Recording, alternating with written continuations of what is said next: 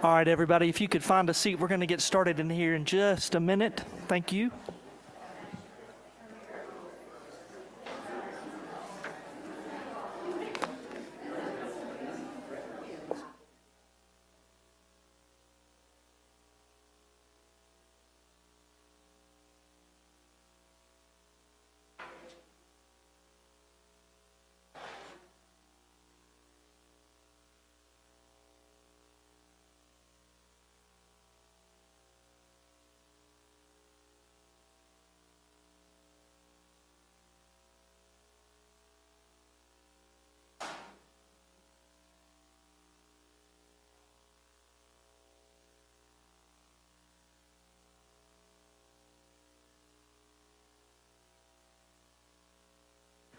All right, everybody, sorry for the little pause there. There's some business that we needed to take care of.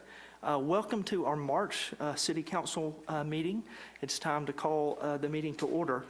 As we always do, we're going to start with the Pledge of Allegiance, and if you could remain standing, Mr. Perkle is going to bless our meeting. Allegiance to the flag of the United States of America and to the republic for which it stands, one nation, under God, indivisible, with liberty and justice for all. Would you pray with me? Lord, thank you for this opportunity to be here tonight for this time of year, season of renewal and rebirth. We ask your blessings upon us as we come here to do the business for the citizens of Sugar Hill. We ask your blessings on us as a council that we'll make wise decisions. We thank you for the citizens that could be here tonight, and we ask your blessings on those who could not be. Help us to make this a great place to live. In your name we pray. Amen. Thank you, Mr. Perkle. All right, first order of agenda is approval of the agenda, and I understand that we have a motion with an amendment. Yeah, Mayor, I'd like to make a motion to amend the agenda to include a proclamation for our Student Success Week for our Youth Council. All right, I have a motion to adopt the agenda with an amendment from Mr. Hicks. Is there a second? Second from Ms. Piovison. All those in favor, please raise your right hand. All right, next is approval of the minutes, and that will be for the council meeting and executive session on February the 9th and the work session and executive session on February the 2nd. Is there a motion? Motion to approve those minutes as stated in the agenda. I have a motion from Ms. Perkle. Is there a second? From who? I'm sorry, Ms. Avery. I married y'all left tonight. Now I apologize. I have a motion from Ms. Avery. Is there a second? Second. All right, second from Ms. Piovison. I got that one right at least. All right, I have a motion and a second for adoption of the approval of the minutes. All those in favor, please raise your right hand. Good. At least we can laugh about some things sometimes. All right, next we'll move on to awards, presentations, and proclamations, and we have several tonight. I'm going to recognize Ms. Piovison to talk about a proclamation for a very special person. Thank you, Mayor. Tonight I'm going to read something that I wrote on behalf of Rosemary Walsh, and then I'm going to read word for word the proclamation, and then I would like to invite a previous council member, Taylor Anderson, to receive the proclamation on behalf of Rosemary's family. It's truly an honor to recognize someone who truly loves this community. This past December, Rosemary celebrated an incredible milestone, 87 years young. And if you know Rosemary, you know that young is absolutely the right word. Her energy, passion, and voice continue to shape our community in ways that inspire all of us. Rosemary has been an active and devoted member of Sugar Hill for many years. She loves this community deeply, and especially anything that has to do with our youth. She believes in investing in the next generation, speaking up for them, encouraging them, and making sure their future is bright. When there has been an issue that needed attention or improvement, Rosemary has never hesitated to advocate boldly and passionately. She's always been deeply involved in addressing matters and pushing for better because she cares. Now, let's be honest, Rosemary has a spicy personality, but everything she says and does comes from a place of love and conviction. She stands up because she cares. She speaks up because she believes, and she shows up because she loves this community. And if you ever need to know where to find the best tamales or tacos in town, Rosemary's your expert. She not only loves good food, she loves sharing it with others. Rosemary is a true friend of this community. Her voice, her spirit, her hugs, and her heart have left a lasting impact on Sugar Hill. Tonight, I am proposing that we recognize her not just for her years, but for the life and love she has poured into our community. The proclamation reads, whereas the city of Sugar Hill has been strengthened and enriched by the dedicated service of countless residents who give their time, talent, and wisdom to support the growth and well-being of our community. And whereas among these distinguished individuals, Rosemary Walsh has served with exceptional commitment as a member of the Sugar Hill Planning and Zoning Commission since 2007, offering thoughtful guidance, steady leadership, and a deep respect for the city's long-term vision. And whereas, throughout her many years of service, Rosemary has played a vital role in shaping responsible development, protecting community character, and ensuring that growth within Sugar Hill reflects the values and aspirations of its residents. And whereas her diligence, professionalism, and collaborative spirit has earned the respect of city staff, fellow commissioners, elected officials, and community members alike. And whereas Rosemary's contributions have left a lasting impact on the city's planning efforts, helping to create a vibrant, well-designed, and forward-looking Sugar Hill for generations to come. And whereas the city of Sugar Hill wishes to express its profound gratitude for her years of faithful service and to recognize the legacy she leaves through her thoughtful stewardship of our community's future. And now, therefore, be it resolved by the Mayor and City Council of the City of Sugar Hill that we do hereby recognize and honor Rosemary Walsh for her outstanding service to the Sugar Hill Planning and Zoning Commission and extend the city's heartfelt appreciation for her dedication, leadership, and unwavering commitment to the betterment of our community. Thank you.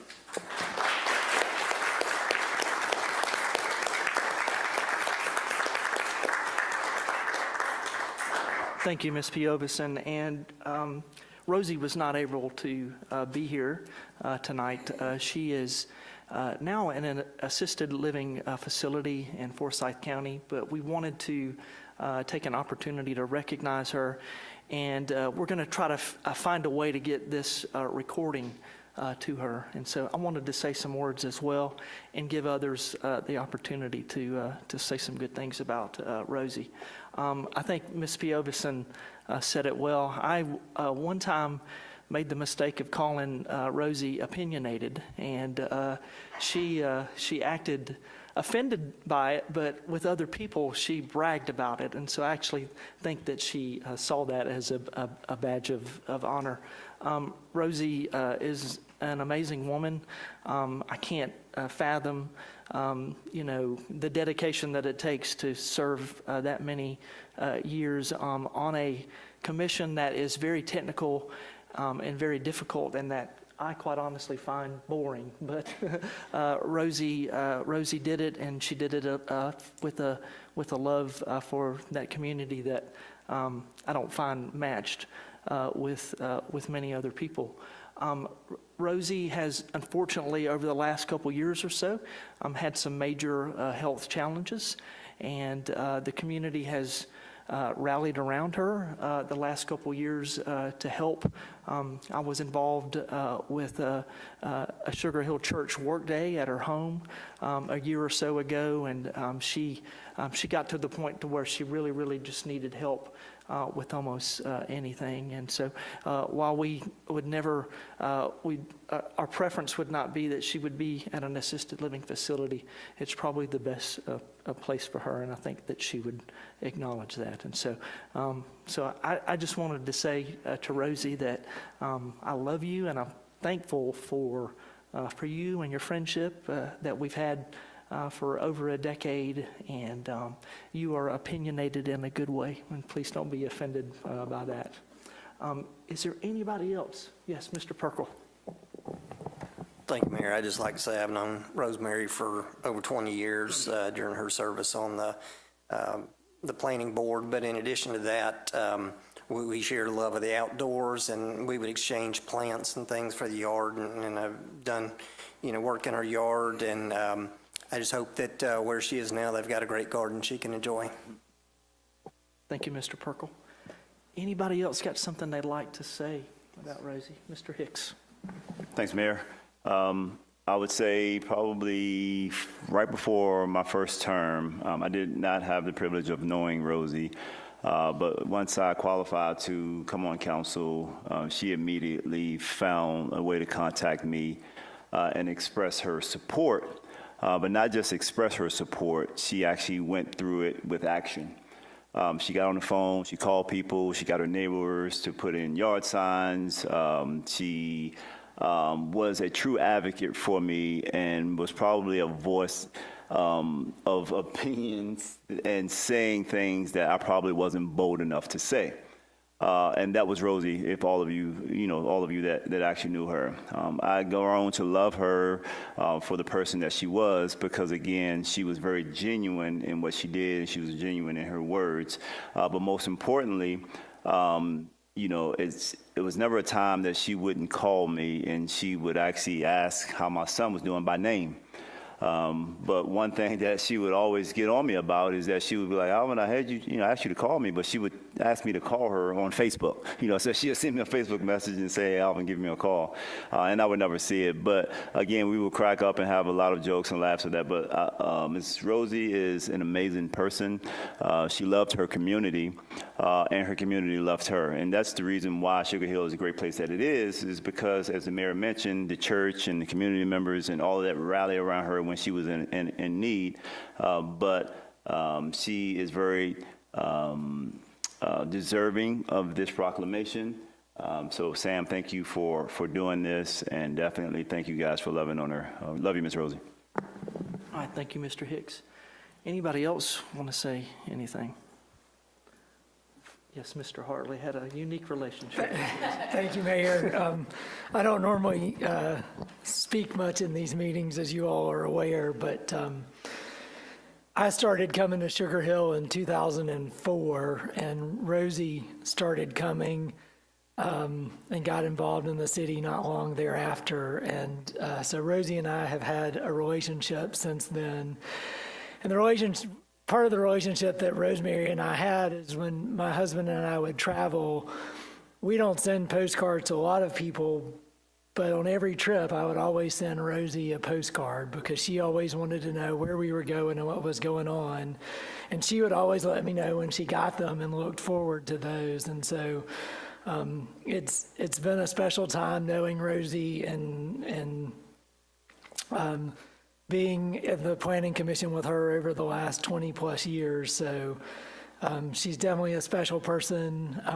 Have been to her house, and she, when I lived in Atlanta, came down and we went to dinner, and so it's just been great knowing Rosie over the years. And as the mayor said, I definitely think she's in the right place for her right now. But her spirit will live on in the community. She has just been a tremendous asset to this community, and somebody that's willing to serve for that long is a testament to the type of person that she is. And grateful that I got to spend time with her over the years, and it's just special knowing Rosie. So. Thank you, Mr. Hartley. Anybody else? Miss Avery? I just wanted to say that I definitely agree with everyone. This is a very well-deserved recognition for Rosemary. Over the many years that I've lived here and gone to Planning Commission meetings and listened to her, she had good comments and some of the tough questions too. And I always appreciated that because I know how important it is to do your homework and do your research on the Planning Commission. And she certainly did. Thank you. Thank you, Miss Avery. Anybody else? Mr. Anderson, please come forward. Anybody in the audience is welcome to come forward as well. I want to say first, thank you to Mayor and Council for taking the time to recognize Rosie. That's and especially Councilmember Piovison. She's a really, really special lady, very involved. To the mayor's point about her being opinionated, she would push me all the time. She and I would have a lot of conversations, and she would always say, And I would talk to her about it, and I said, well, I don't know if that's the right thing. And she's like, well, you know what? If it's the right thing, just say it. Just say it. And she was always, always pushing for not only for what she believed in, but pushing you to say what you believe in. And I think that was really good, that she was always that well-spoken and really pushing us to be better people. And so I will take this proclamation to her. I will deliver this to her.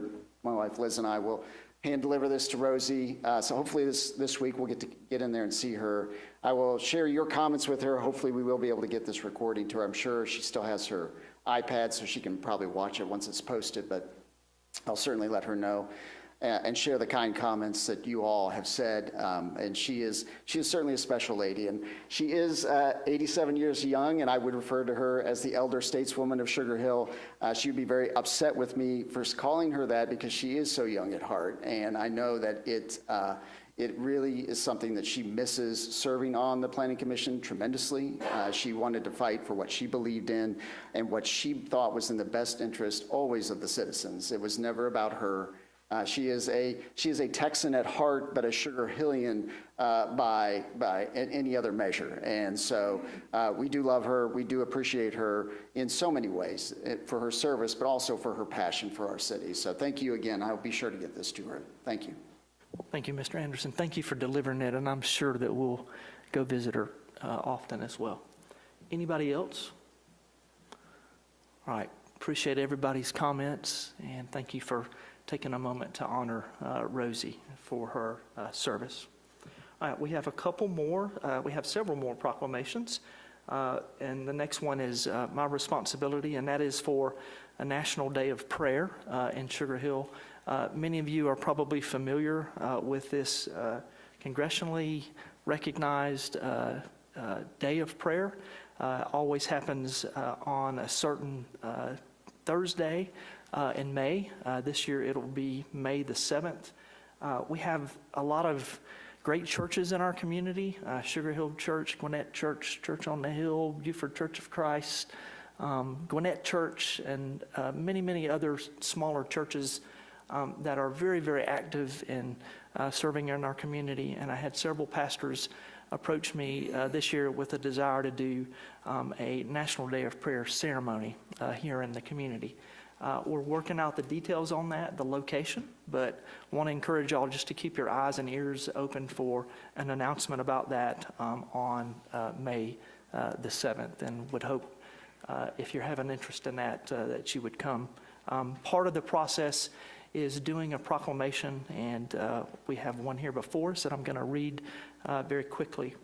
Whereas the city of Sugar Hill is a community built on shared values of faith, service, compassion, and neighborly care, and whereas throughout our nation's history, people of many backgrounds and beliefs have turned to prayer for guidance, strength, hope, and unity, and whereas the National Day of Prayer, established by Congress and observed annually on the first Thursday of May, invites Americans to pause and reflect on the blessings we enjoy and the responsibilities we share.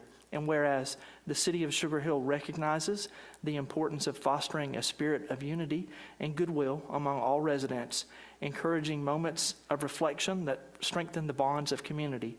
And whereas prayer, whether expressed publicly or privately, individually or collectively, remains a meaningful tradition for many in Sugar Hill, offering comfort in times of difficulty and gratitude in times of joy. And whereas on this day, we honor the diverse expressions of faith with our city and affirm our commitment to mutual respect, understanding, and a common good. And now therefore be it resolved by the Mayor and City Council of the City of Sugar Hill that we do hereby proclaim Thursday, May the 7th, 2026 as the National Day of Prayer in Sugar Hill, and encourage all residents to join in thoughtful reflection, prayer, or meditation in a manner consistent with their own beliefs.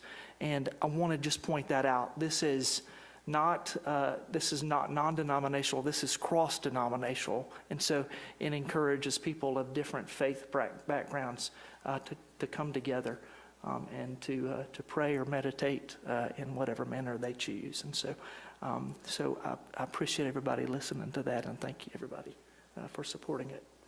Next, I'm going to come up front. We're going to talk about Plan First designation.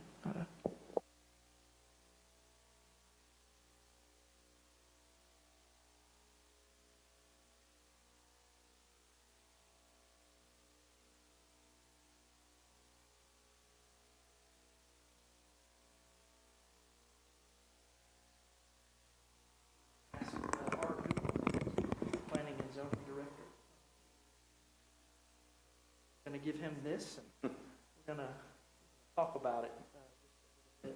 So, several months ago, we talked briefly about the planned first designation of the Department of Community Affairs, which is something that not many cities or counties are recognized. Art and I had the opportunity to be at the state capitol a couple of weeks ago, where he was officially given this plaque and recognized along with the other cities and counties that were chosen. I believe that we were one of 11 or 12 I believe 11, yes. that were chosen out of 537 cities and 159. It's a big deal for us to get recognition. The recognition goes to communities that show excellence in planning. They talked about two specific efforts that we have gone through over the last couple years. Our Envision 100, which is our comprehensive plan update, which was a task from the city standpoint. We're aware of that. At that time, you probably saw a lot of notices that went out to the community. We even invited our elementary school kids field trip, and they participated in the process. And that was specifically called out because we took the opportunity to allow future residents to actually instill the vision that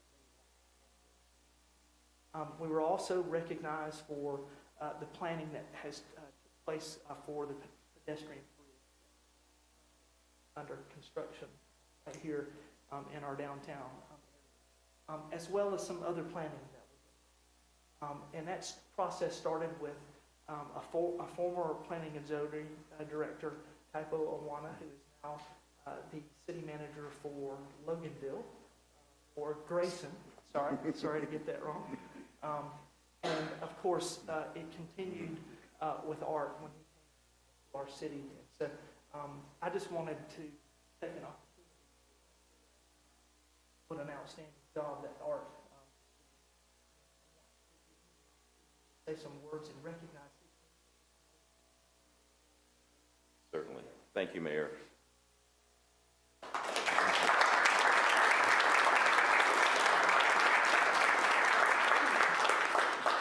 Well, good evening, everyone, and again, thank you, Mayor. And I'm glad that Mayor Hembry acknowledged Mr. Awana, because I was going to do the same, and I will do that again to my predecessor, Kaipo Awana, who dedicated 20-plus years service here to the city of Sugar Hill. Many of you all know Kaipo, or if you didn't know him, you probably ran into him. He helped you at some point, worked with Kaipo, and so I wanted to make sure to acknowledge him this evening. Part of our awesome team is here, and if it's okay, Mayor, Council, Yes, if I can please. let them come up and be recognized as well. Ms. Kim Landers.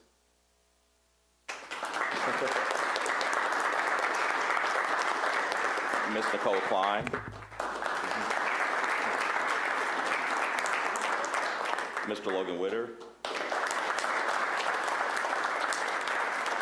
And Ms. Jennifer Howard.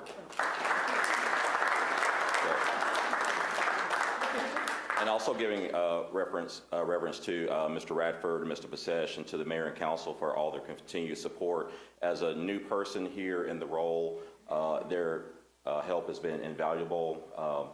This is just part of the planning and development team. We're right downstairs. If you ever need anything, please come give us a holler.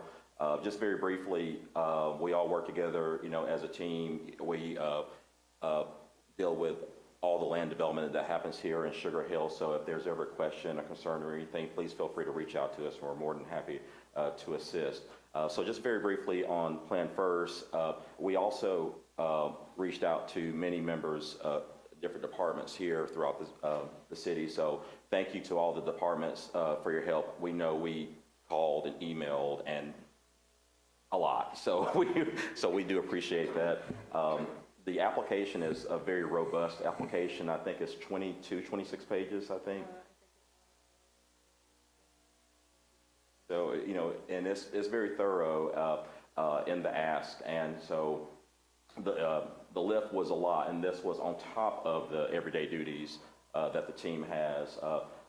And I'll say that Nicole was our project lead, point person, heavily assisted by Logan, Kim, Jennifer, and many other members of our team and other departments as well. So this recognition is important for Sugar Hill, not only for the notoriety, but there are also opportunities for some cost savings measures that are available, should the city endeavor to be able to look into some things. So again, notoriety, but it also could be an opportunity for some cost savings to the community as well. So that's all I have. Thank you.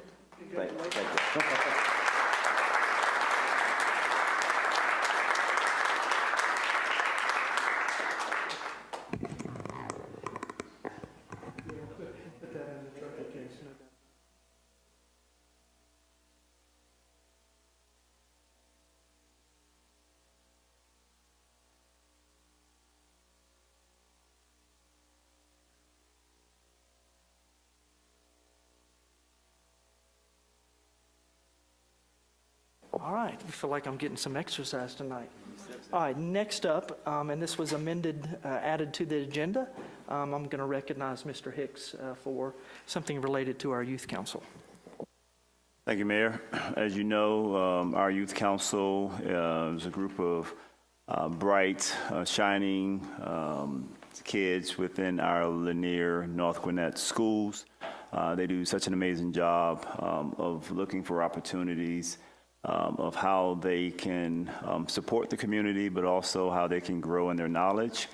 I'm super grateful for Victoria and Madison, the staffers that help support and work alongside the Youth Council to really just guide them for their knowledge, but also for their willingness and want to work within the community. So one of the things that the Youth Council themselves worked on was establishing a proclamation for Student Success Week. And to save myself all of the whereases to read, I'm going to allow them to do that during their Youth Council report. But I do want to just go on record of stating that if you are not following the Youth Council on their social media page, I highly encourage you to go on Instagram and follow them. They're really engaged in providing updates on council meetings. They're really intentional, but also very prescriptive of how they're delivering it to allow it to be very digestible for those that may be unaware of how local government and the government works. And so it is really refreshing to see our youth providing that level of context, but also they have grown their social media presence and allowing other kids to be really, really, really interested in local government. And I've been receiving tons of emails and text messages from students that I've never heard of or known asking about how to get into the Youth Council program. And so that's a good problem to have and looking forward to that problem. But really, I want to go on record of stating how proud I am of the Youth Council. Valerie Brockman is the mayor, and she's going to come up during Youth Council report and read the proclamation, but I am very happy of the work and the job that they're doing, and I appreciate the council for supporting the amendment to this agenda because, of course, this proclamation would be utilized as you were here through the month of March. So thank you all for the time, and Valerie will read it during the Youth Council report. Thanks, Mayor. Thank you, Mr. Hicks. I can't wait, and I think it has like 40 whereases. It's going to be fun to listen to. All right, we're going to move on to reports, and I'll start with the city attorney, Mr. Hartley.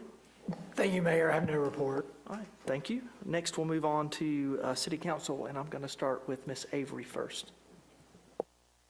Thank you, Mayor. I just want to say that they say thank you to everyone who is here tonight. I always am so appreciative of our residents and guests who leave their home and come out here and come to our council meeting to either listen or also offer comments or their questions and concerns, and I really appreciate that. Thank you. Thank you, Ms. Avery. Ms. Piovison. Thank you, Mayor. I wanted to take a moment to share a few updates from the past several weeks. So in February, I had the opportunity to attend council training with about 250 newly elected city officials from across the state. The training was very rigorous, but it was also incredibly valuable. It covered topics like municipal governance, ethics, best practices, all of which essentially help us, right, in serving our residents thoughtfully and respectfully. I did not sleep through any of the training. I just want to make that clear. I absorbed all of the information. Okay. I also had the privilege of attending the Inclusive Task Force think tank. And during that session, we discussed ways to continue improving amenities and resources within our community for children and adults with various disabilities. It was very productive, and the biggest takeaway was being able to hear from the founder of Hope for Hall, and she has an organization that specializes in inclusive playgrounds and advocates for spaces where people of all abilities can play and grow, which is important for us, being that we're now building an inclusive playground. I'd also like to highlight an upcoming event for the Inclusive Task Force. So they're going to be hosting a sensory safe Easter egg hunt on March 28th. And that's designed to provide a comfortable and inclusive experience for children and families who benefit from a sensory friendly environment. So if you would like a link to that, please see me after. In addition, I've been spending time working with our youth council and talking with them about ways to appropriately manage their mental health and how to support others who may be struggling with mental health challenges. These are important conversations, and I'm proud of how thoughtful and engaged these young leaders have been. At the end of the month, the Youth Council will be hosting a Mental Health Awareness Week to help bring attention to these issues and provide helpful resources for their peers. I'm grateful for the many individuals and groups in our community. I can echo Ms. Avery in saying that it's wonderful seeing so many of you here tonight and continue to see you in our future council meetings. Thank you, Mayor. That concludes my report. Thank you, Ms. Piovis. And Mr. Page, you're up next. Sure. Thank you, Mayor. As we enter into spring here in Sugar Hill, lots of exciting things happening in the life of our city. Hope you go to our website and check out our Facebook and Instagram pages for all the amazing events coming in. I don't have a lot to share tonight, but I do want to highlight two upcoming town hall meetings. Our District 4 Gwinnett County Commissioner Matthew Holtkamp will be having a town hall on Monday, March 23rd from 6:30 to 8 p.m. at the Water Tower Meeting Room. He'll be there along with other county leaders just to talk about the state of our county and, of course, answer any questions that our residents might have.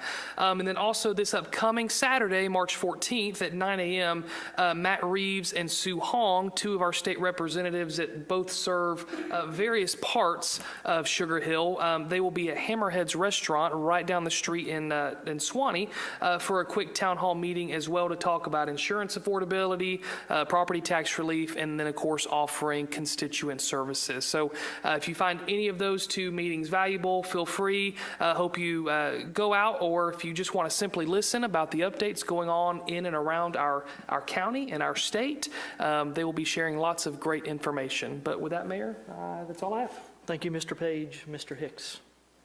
Mayor, I have no report. All right, Mr. Perkle. Thank you, Mayor. I believe my wife covered everything I needed to say.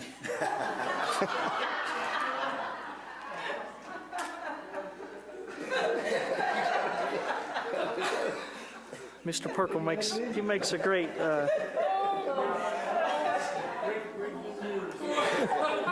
he would make a great comedian, there's no doubt about it. All right. Next report is from me, and hopefully I can get through without calling somebody the wrong name, so never going to live this down. Just in line with the National Day of Prayer, I wanted to talk just very briefly about a meeting that Ms. Pioveson and Mr. Hickson and I participated in a couple weekends ago. We hosted the Lanier Resource Summit, and the purpose of that was to bring together all of the 5 schools that are part of the Lanier cluster, all of our churches in Sugar Hill, and all of the nonprofits, to give the schools an opportunity to talk about the needs that they're seeing with children and families. And I was very, very thrilled. We had almost every church in our community come to that, Sugar Hill Church, Gwinnett Church, Church on the Hill, Church of Latter-day Saints, Beaufort Church of Christ. And I was aware of the needs, obviously, that we have in our community, but to hear it from our school counselors that are on the front lines, dealing with with kids and parents and families each and every day really opened my eyes. And the one thing that I was most struck by is just the differences between the three elementary schools that we have. We have some real needs at Sycamore Elementary School in a lot of different areas. And so I want to thank the two council members for participating in that, and just to let everybody know that that's not the end of that. The churches and the nonprofits and the schools are now communicating with each other, and they're figuring out how the churches can collaborate together. Instead of serving individually, they're going to find ways to work together to serve our schools. And so just wanted to tell everybody about that. I'm also thankful for everybody that's here tonight. Thank you for coming. Next, I'm going to hand it over to our city clerk for her report, Ms. Whittington. Thank you, Mayor. I do not have a report this evening. All right, that's unusual.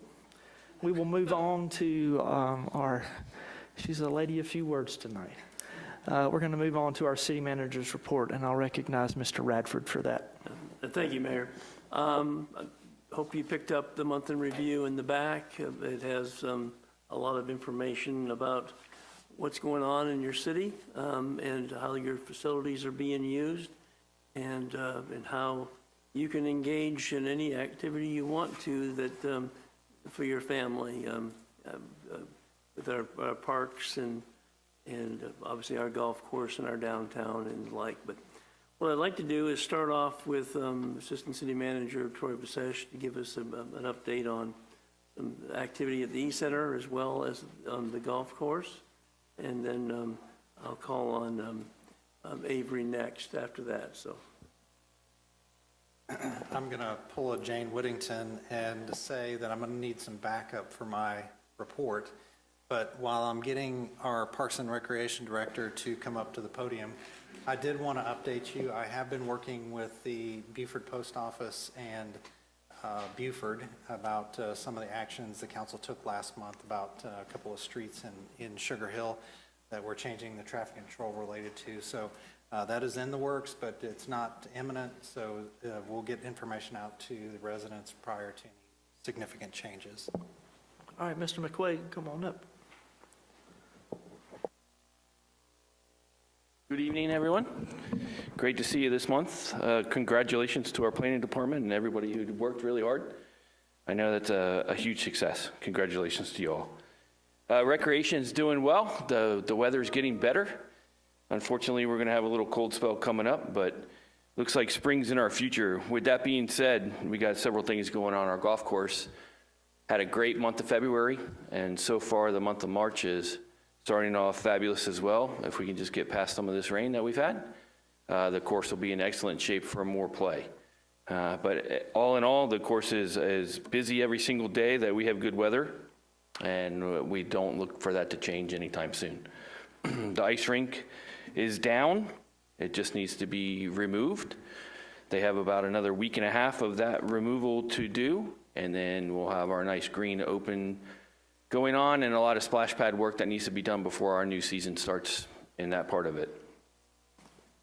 The E-Center fountain project that's going on, I'm sure all of you guys have walked it up there and saw that there is some construction going on the upper fountains. There was some back parts of that were starting to fade over the last 8 years of construction, and we just needed to make a decision to do it. So you see that it's down. However, with weather, they are working through it, and the new fountains will be up nice and they'll look beautiful here in the next few weeks. The Ridge Lake Park Playground project is completed, as you've seen. It is used every day. I was out there today. There were probably 10 to 12 kids that were out there, or children, excuse me, that were out there playing and having a great time.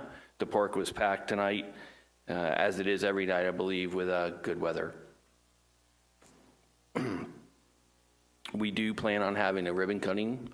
However, we would like for the new pavilion to be built next to the playground before we do that, so that should be coming up in the next few weeks as well. We'll let everybody know. The E-Center will be closed next week. I want to make sure everybody knows that. It won't be closed. I'm sorry, the East Center will not be closed. The East Center Gymnasium will be closed Wednesday through Sunday next week. That's past all our leagues. That's past everything else that has happened. This is every 2 years we refinish our floors in the gym, and it's that time of year to do that as well. That, again, that is next Wednesday through Sunday. I believe the dates on that are the 18th through the 22nd. As for that, that concludes my report, unless everybody has any questions. Thank you, Mr. McQuaig. Thank you. Ms. Simmons, you want to come on up?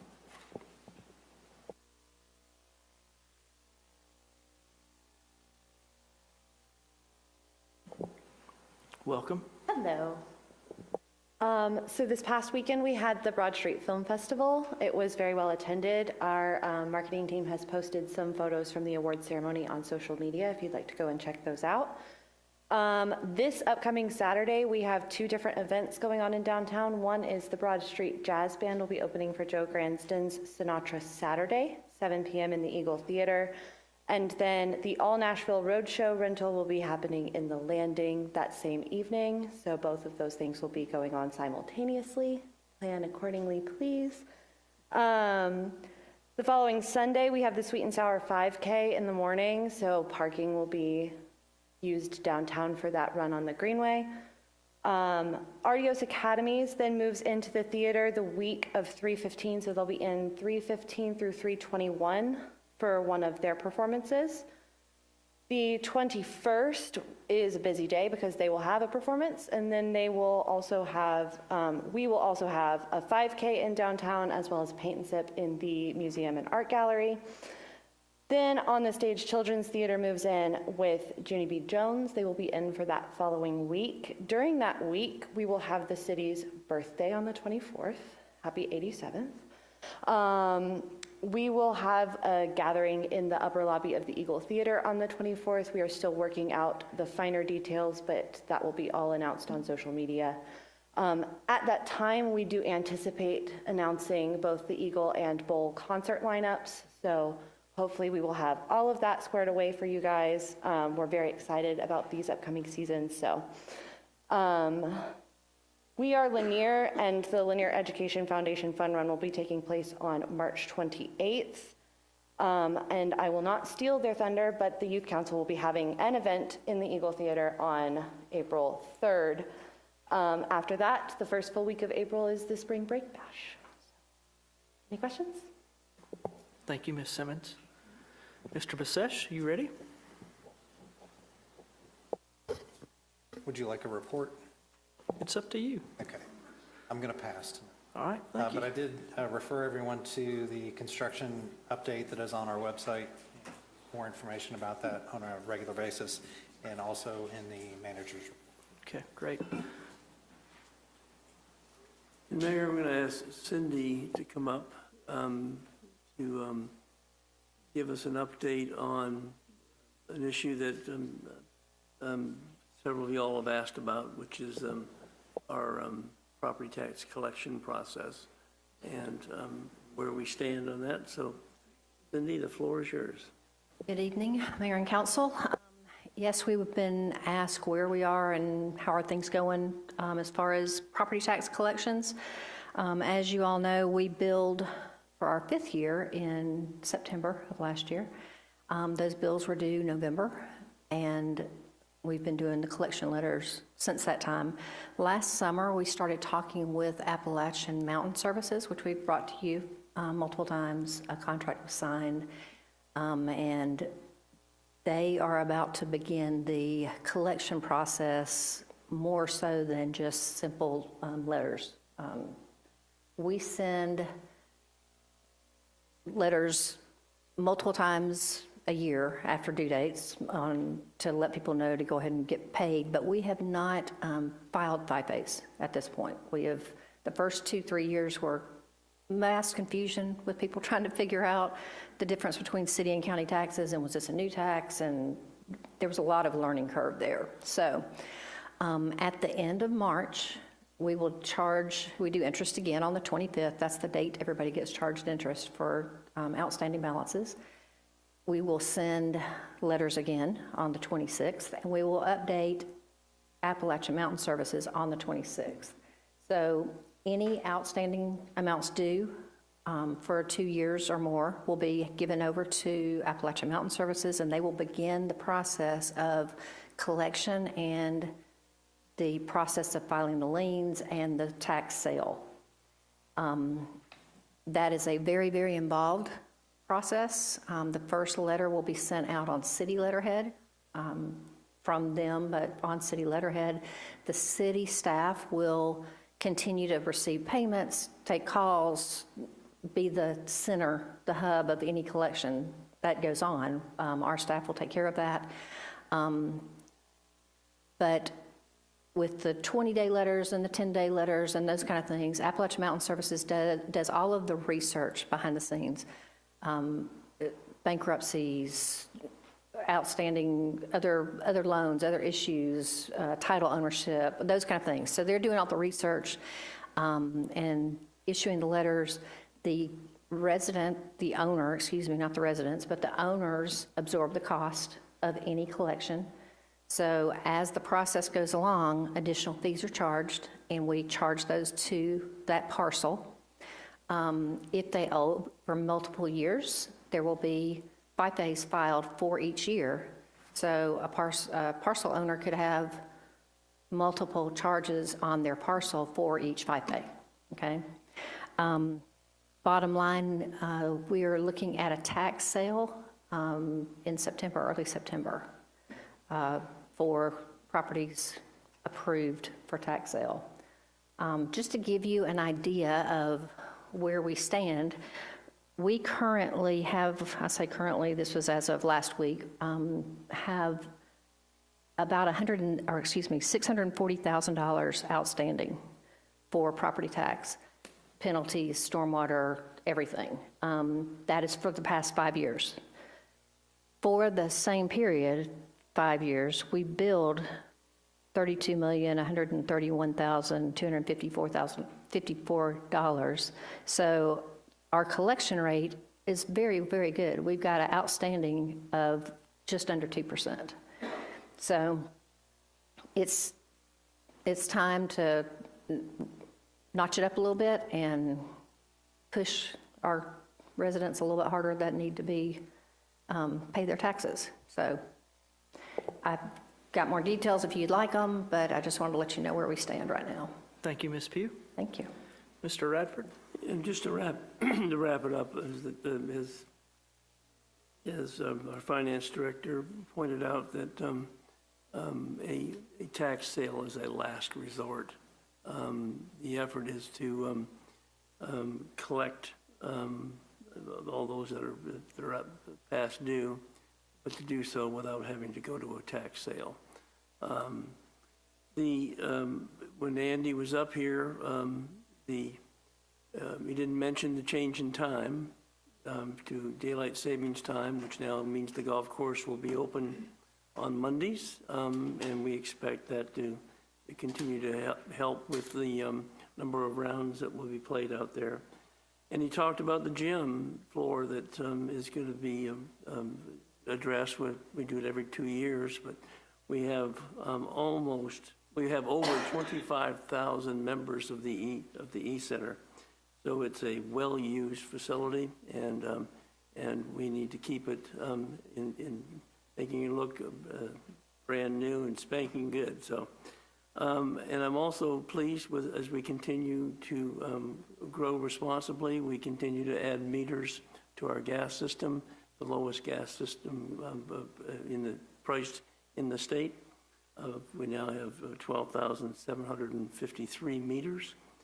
And I also want to, on behalf of Jacqueline and our downtown group, congratulate Indio on their grand reopening and their expansion and the addition of a kitchen, which I have not been there to try the food, but the mayor says it's delicious.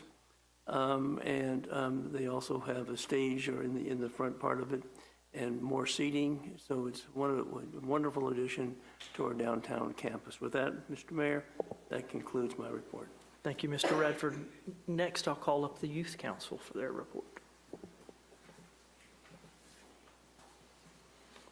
Welcome, y'all. Please just tell everybody your name. I'm Violet. I'm the mayor of Youth Council. I'm Anjika, and I'm the secretary of Youth Council. I'm Jeffrey, and I'm a Youth Council member.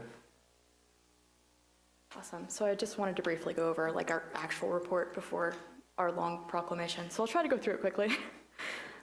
First off, we're super grateful to On the Stage Children's Theater for allowing us to come watch them in person. We watched their production of The Outsiders, and it was incredible.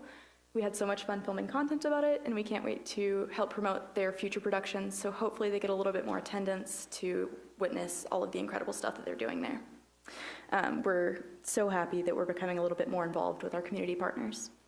Thank you to Ms. Piovison for filming with us regarding some of her passions with the Inclusion Task Force and mental health, which does tie into our Student Success Week.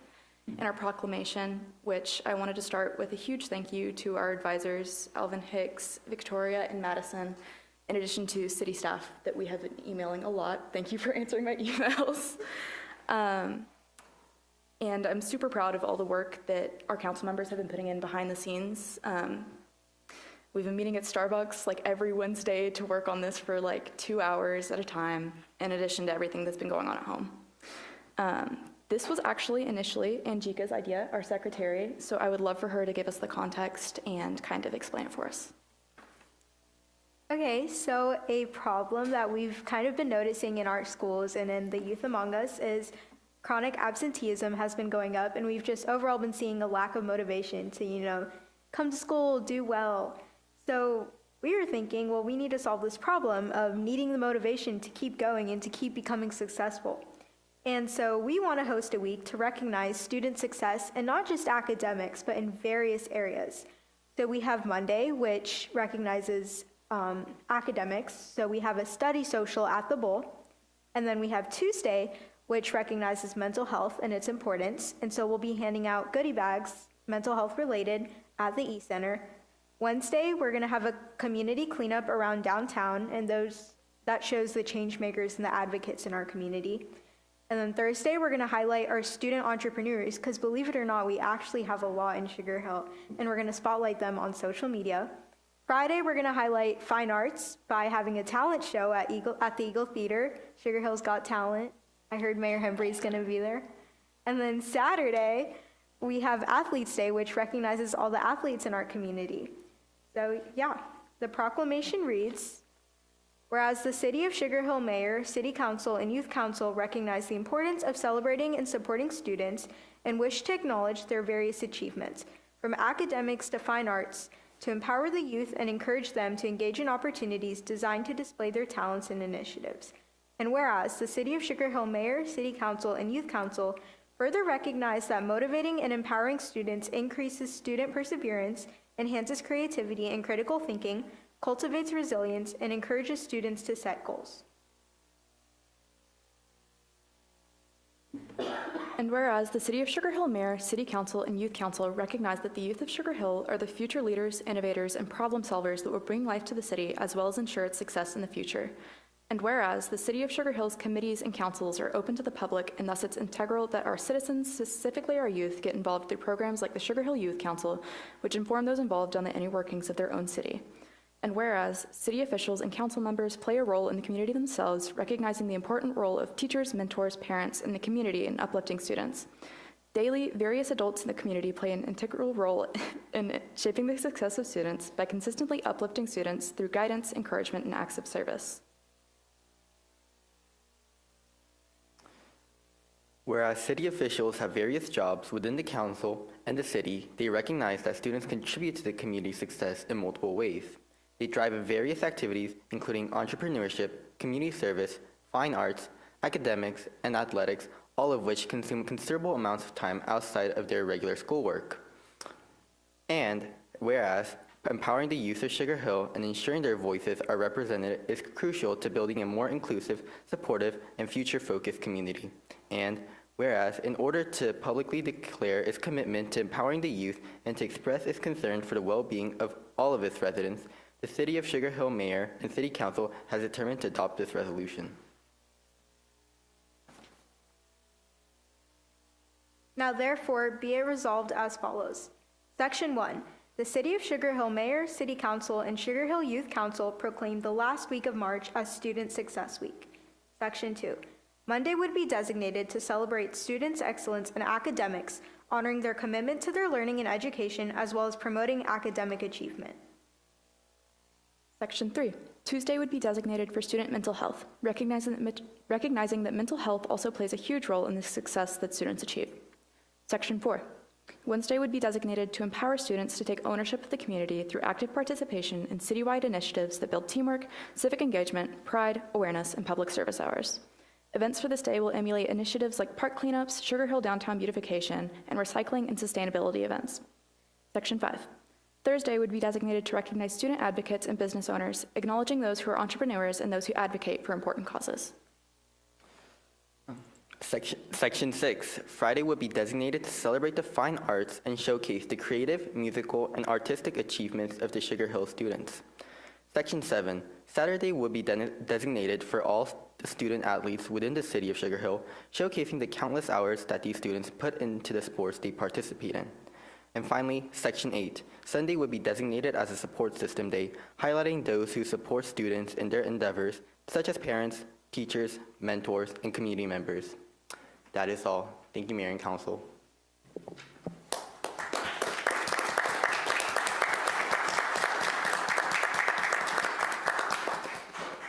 Thank y'all. And they're right, for the Got Talent event, I'm actually going to be a guest soloist. And yeah, it's going to be interesting. Between now and the date, I'm supposed to learn how to play something on the violin. So come out. It'll be interesting to see and to hear. But I'm always proud to support our youth council. So thank y'all for doing all of this. It's amazing. All right, next we're going to move on to citizens and guest comments. And this is an opportunity for anyone from the public to have up to 3 minutes to say something that's on their mind about Sugar Hill. And Mr. Hartley, he always helps me keep the time for everybody. When you come up, if you don't mind, just please give your name and address for the record, and we would appreciate it.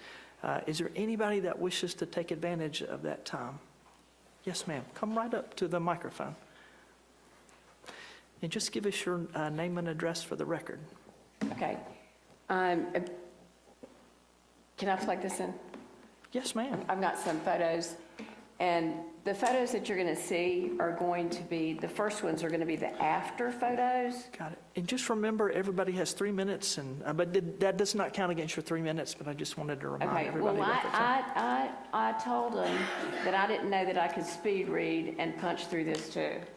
I think Jennifer might be able to help you. Here comes Jonathan. Oh, okay. Okay, while he's doing that, I'll get this.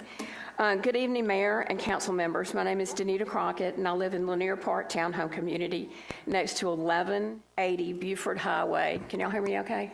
Okay.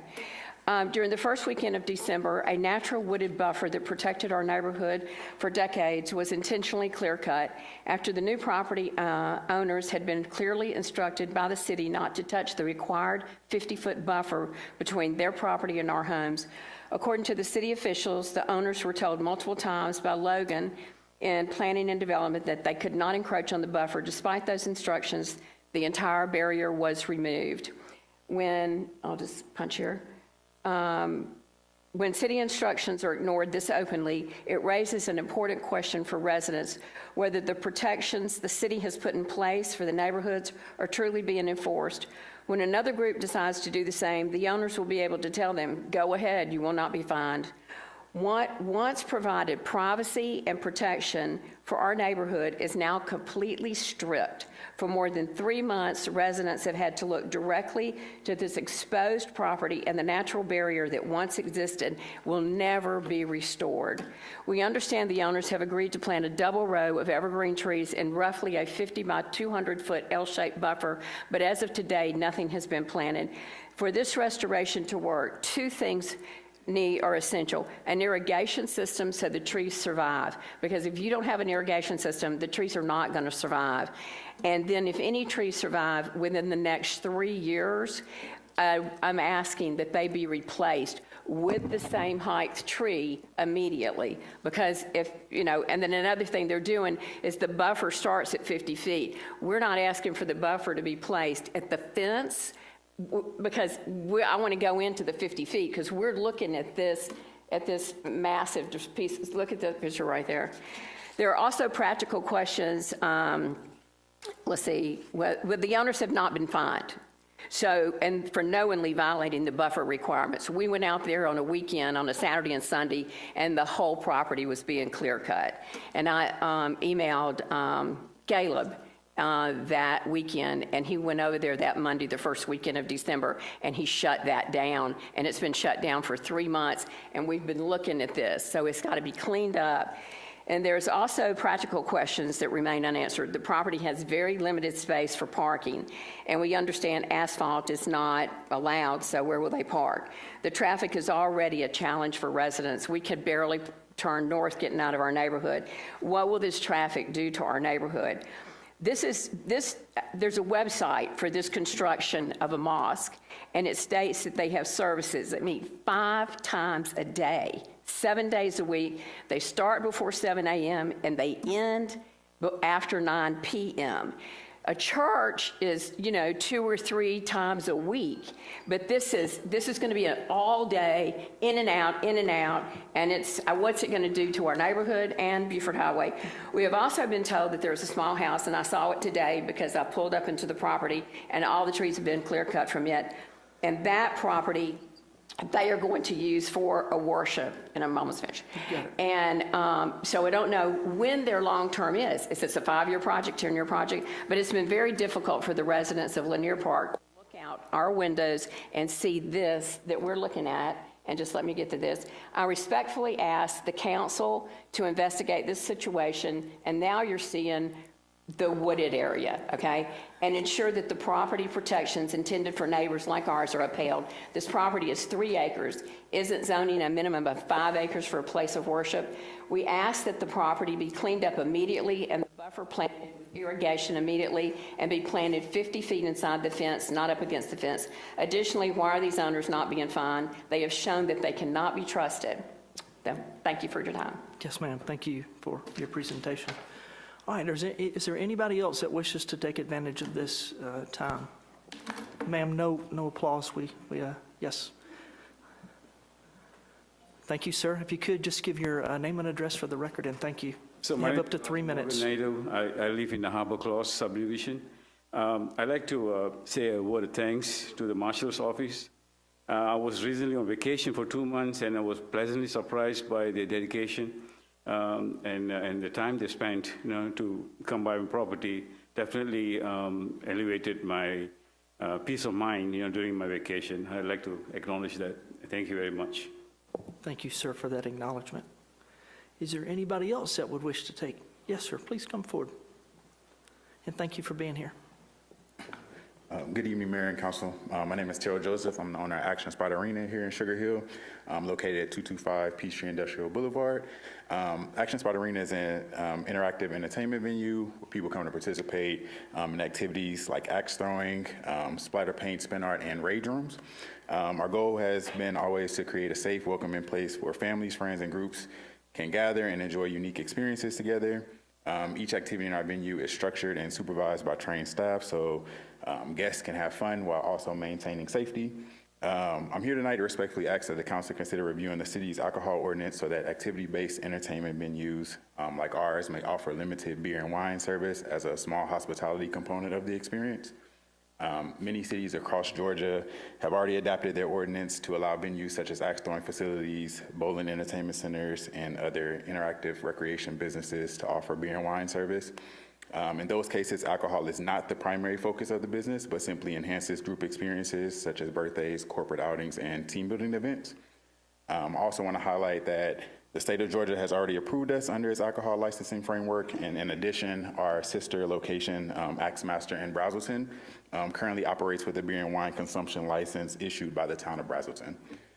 We have successfully and responsibly operated there with no issues. Our staff is trained to proper ID verification and responsible service practices, and all activities are monitored by team members. From a safety standpoint, venues like ours actually provide a very controlled environment. Guests receive safety instructions before participating. All of our activities are supervised, and the focus of the visit is the experience itself. So again, alcohol will just be limited to beer and wine and will remain secondary to these activities. So our hope is to simply work together with the city to explore whether the ordinance could be reviewed to account for modern activity-based entertainment venues like ours. We're proud to operate in Sugar Hill, and we want to continue investing in a place where families, friends, and businesses can gather and create memorable experiences together. Thank you guys for your time and consideration. Thank you for bringing that request forward to us. Is there anybody else that'd like to take advantage of this time? I don't see anybody, so we will close citizens and guest comments. We have no consent agenda, but we do have some old business, and I'll recognize Mr. Page to talk about a golf cart ordinance. Sure. Thank you, Mayor. We discussed at the work session some refinements to what our city attorney has been working on, and also what our assistant city manager and our city marshals have been trying to figure out in regards to some golf cart pathways with GDOTs and what is approved currently, and if we have any of those. So I think we've got all of our questions answered, but I believe it is in the best interest of the council at this time to, once you call a motion, I'd kind of like for us to table this in an effort to talk about some 40 code things going on in the future. That was brought up last year, and I don't want to pass an ordinance that would essentially blindfold our marshals in a way of having no way to enforce this. So we need a way to enforce ordinances that we pass and that we deem appropriate. I think this is a great ordinance for our city, but I do think that is a greater conversation for the role of our marshals and what that is. And I know we had talked about 40 code last year. We never brought it back up. So I think that's, if that is the will of the council, then I'm fine with tabling this indefinitely until someone wants to bring that before the council. Okay. Appreciate that. I think tabling is probably a good idea, so I'll go ahead and recognize you for that motion if you'd like to make it. Sure. Thank you, Mayor. I would like to propose that we table the golf cart ordinance to a time that is indefinite. All right, I have a motion from Mr. Page to table this ordinance. Is there a second? Second. Second from Mr. Hicks. Any discussion before I call the vote? All right, all those in favor of tabling, please raise your right hand. Thank you, Mr. Page. Next, we'll move on to new business, and I'll recognize the planning department team to take up item number 2 under new business, dealing with mobile food vendors.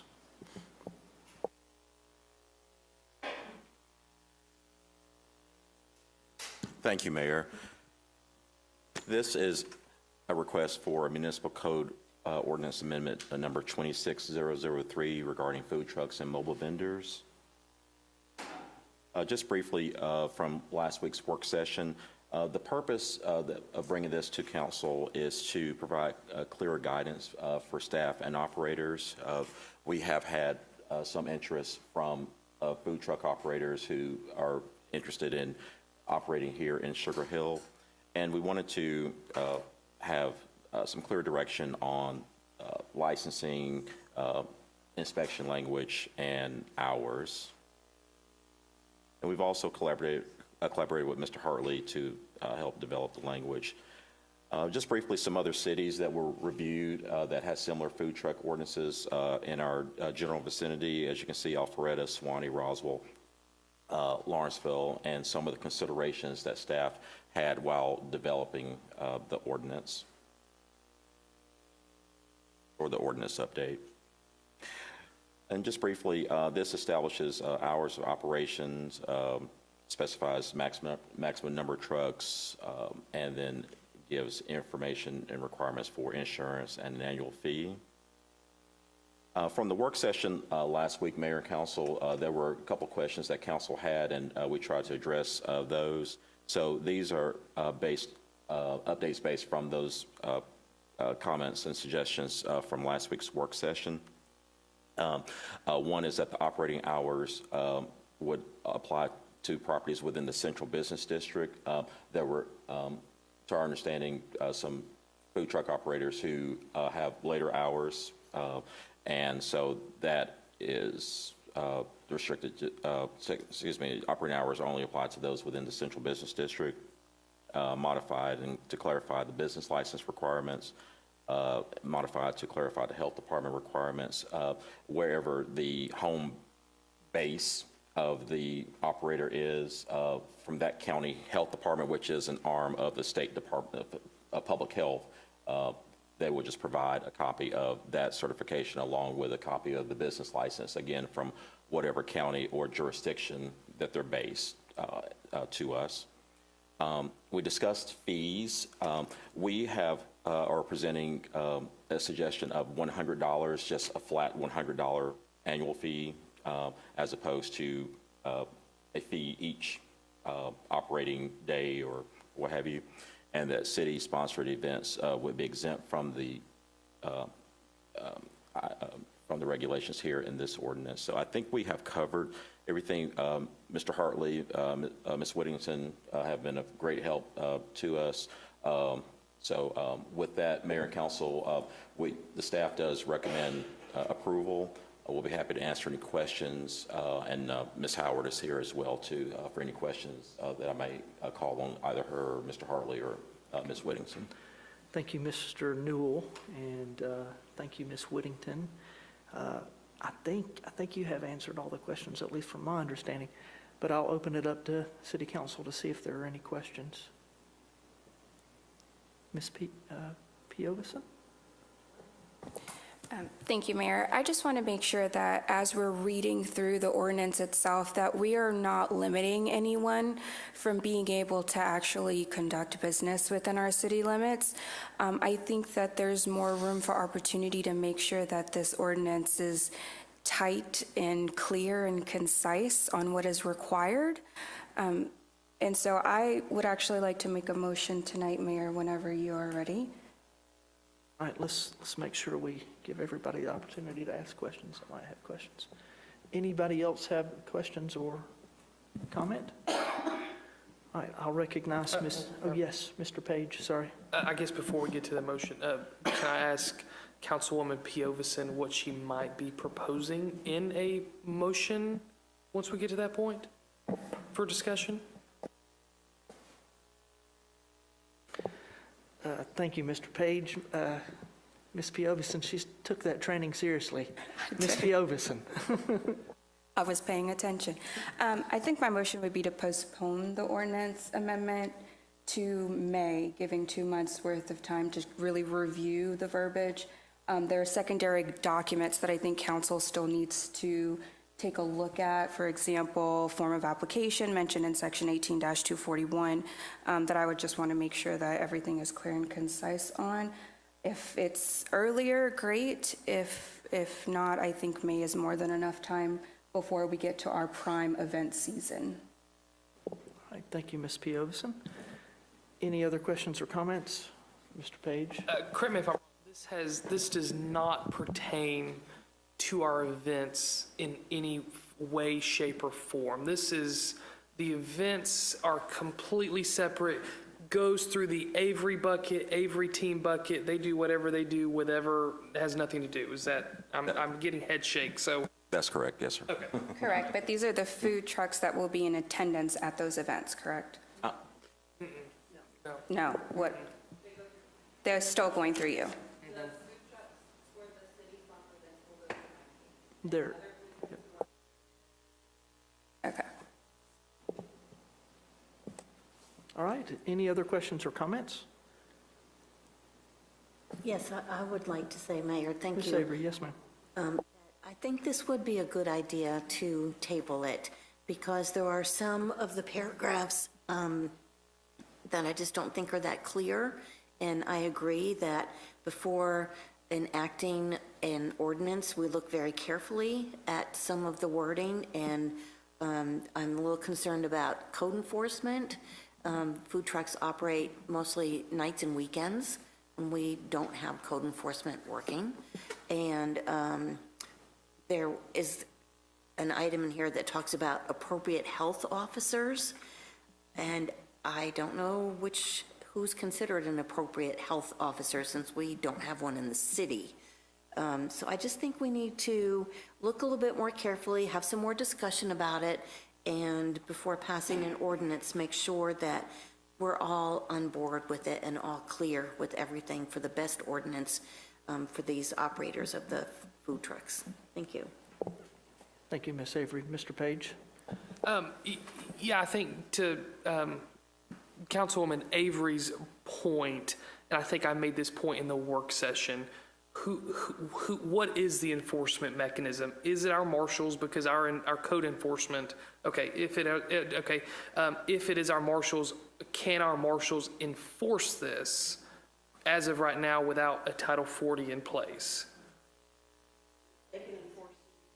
Okay, all right. All right, thank you for the question. All right, any other questions or comments? All right, I'll ask if there is a motion, and if there is a motion to table, I would just encourage everybody that has questions to reach out to staff, because we will not have other opportunities to ask questions about it or debate it until we take it off the table in the future. So is there a motion that someone would like to make? Mayor, I'm happy to make a motion to table this ordinance until a time indefinite. Okay, I have a motion to table from Mr. Page. Is there a second? I second, Mayor. Second from Ms. Piovison. Any discussion before I call the vote? All right, all those in favor of tabling, please raise your right hand. Okay. Next, we'll move on to our Thank you, Mayor. last item under new business, and I'll recognize Mr. Radford for that. Thank you, Mayor. We, as we talked in the work session, we are a municipal gas system that is under the jurisdiction of the Public Service Commission, and there are two other municipal systems in Gwinnett County, City of Beaufort and City of Lawrenceville, and then there is another provider and distributor of gas, which is Atlanta Gas Light, through their marketers. And this is basically the adoption of an amended version of the Gwinnett County countywide safety plan for gas, basically to try to make sure there's not conflicts among distribution lines. And it's follows the Public Service Commission rules, and this would ask you to authorize the mayor to sign the agreement on behalf of the city, and then it'll be jointly endorsed by the City of Lawrenceville, City of Beaufort, Atlanta Gas Light, and the Public Service Commission. And then it will be filed to the Public Service Commission, who will then adopt it and approve it, and then we'll have the updated countywide safety plan. Thank you, Mr. Radford. And I think also provides an opportunity for those lines that run through multi-jurisdictions, for there to be opportunities for those jurisdictions to work together in the case of an emergency. Yep. All right. Any questions of Mr. Radford before I call for a motion? All right. Is there a motion? Mayor, I'll make a motion to approve the Gwinnett County-wide safety plan on natural gas. All right. I have a motion for approval from Mr. Page. Is there a second? All right. Second from Mr. Perkle. Any discussion before I call the vote? All right. All those in favor of the motion, please raise your right hand. Great. All right, we are done with the agenda. We have no need for executive session tonight, and so I'll entertain a motion to adjourn our March City Council meeting. Motion to adjourn. I have a motion to adjourn from Mr. Hicks. Is there a second? Second from Mr. Perkle. All right, all those in favor, please raise your right hand. All right, we are adjourned, and we'll see you next month for our work session.